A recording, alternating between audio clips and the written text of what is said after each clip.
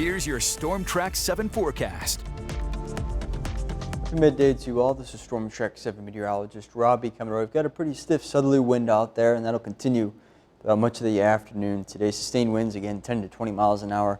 As you can see, even into this evening, the overnight period as well, gusts upwards of 25 miles per hour at times. But what I really want you to notice here is the change of wind direction, especially overnight and into tomorrow morning. As you can see, more out of the north and west. That's because we're going to have this cold front move on through the area, and that's what's going to bring us that chance for some showers and the storms, some of which could be on the strong to severe side as well, which is why we have this Storm Track 7 yellow alert day. Again, chance of strong to severe storms mainly during the evening and overnight period. I think it begins to knock on the door for western counties between 6 and 8 o'clock, and 8 to 12 it moves east through there, weakening while it's shifting off to the east over far eastern Iowa. I'll show you that on future track, but again, this threat exists all across eastern Iowa here.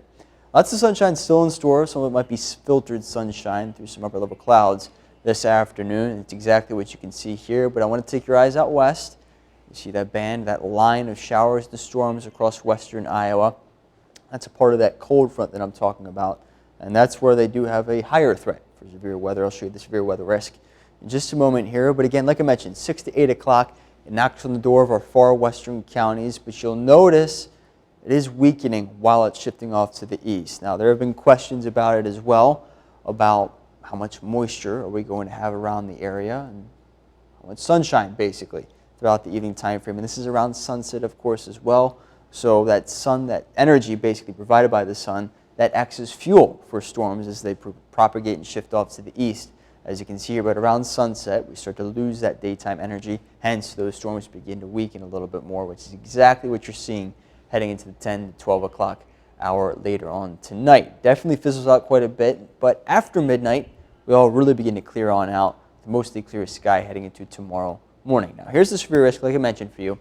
We're going to zoom on in here. The main threat, that level 3 out of 5 threat, that orange shading, that's just to our south and west. But a good chunk of our central counties and our far western counties are under that level 2 out of 5 risk. Now, the farther east that you go, or the farther east that you live, the lower your risk, but it is still there, even a level 1 out of 5, even out towards Dubuque, for instance. Now, the main threats, at least wind for sure, could be the potential for some larger hail as well, but we cannot rule out an isolated tornado, but that mainly seems to be to our south and west. Still something to keep an eye on, and still something, of course, that will keep you updated on throughout the rest of the day and into this overnight period.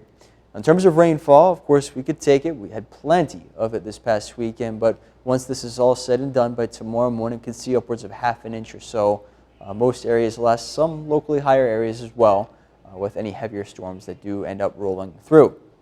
Now, to sum this up for you, pretty nice afternoon. Get outside if you can, eat some lunch. Pretty nice overall. Yes, a little windy, but warmer compared to yesterday. Highs in the lower to upper 70s across the board with lots of sunshine out there. Now, the storms tonight, of course, that's why we have this yellow alert day. Clear out after midnight, and low temperatures drop down to the upper 40s to lower 50s, and winds switch out of the north and west as well. As we head into tomorrow, first half of the day, or most of the day even, looks pretty dry and pretty comfortable overall. But the back half of the day into the evening, we see more scattered showers rolling from the south and west. Become more numerous overnight, and they stick around even on Thursday.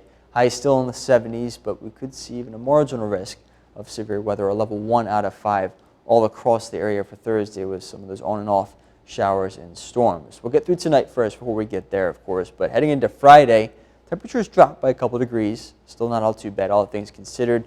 Maybe an isolated shower or two on Saturday, but overall the weekend looks pretty decent with highs right around 70.